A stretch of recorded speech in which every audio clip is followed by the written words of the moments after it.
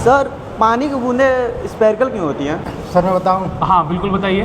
Because of surface tension. Because of surface tension. तो आइए समझते हैं कि पानी की बूंदा गोल क्यों होती है। वैसे फिजिक्स में कहते हैं हम सरफेस टेंशन, तो हमें फिजिक्स नहीं लगाना, क्या लगाना है? केमिस्ट्री। आपको पता होगा वाटर का जो केमिकल फार्मूला होता है H2O होता है। इसमें ऑक्सीजन के साथ 2 हाइड्रोजन के एटम बॉन्डेड होते हैं। यहाँ पर ऑक्सीजन की जो इलेक्ट्रोनेगेटिविटी होती है 3.5 होती है और हाइड्रोजन की इलेक्ट्रोनेगेटिविटी 2.1 होती है। अब क्योंकि ऑक्सीजन की इलेक्ट्रोनेगेटिविटी ज़्यादा है, इसलिए इलेक्ट्रॉन ऑक्सीजन की तरफ अट्रैक्ट होते हैं, और ऐसा जब होता है तो ऑक्सीजन के एटम के ऊपर पार्शियली नेगेटिव चार्ज क्रिएट होता है और हाइड्रोजन के ऊपर पार्शियली पॉजिटिव चार्ज क्रिएट होता है। क्योंकि वाटर सैंपल में बहुत ज़्यादा अमाउंट में वाटर के पार्टिकल होते हैं, वाटर के मॉलिक्यूल होते हैं, और आपको तो यह पता होगा कि पॉजिटिव नेगेटिव एक दूसरे से अट्रैक्शन शो करता है। तो ये रहा वाटर का मॉलिक्यूल, ऑक्सीजन के ऊपर पार्शियली नेगेटिव क्रिएट हुआ, हाइड्रोजन के ऊपर पार्शियली पॉजिटिव क्रिएट हुआ, और जैसे ही ये मॉलिक्यूल अपने दूसरे बगल वाले मॉलिक्यूल के कांटेक्ट में आएगा जिसके ऊपर भी सेम यही चार्ज होगा, तो अपोजिट चार्ज के बीच अट्रैक्शन होता है। यानी कि आप कह सकते हो कि वाटर के 2 मॉलिक्यूल के बीच में एक वीक अट्रैक्शन होता है जिसको हम कहते हैं हाइड्रोजन बॉन्ड। जब हम वाटर का सैंपल लेते हैं तो पूरे सैंपल में आप देखोगे जो पार्टिकल वाटर का बीच में है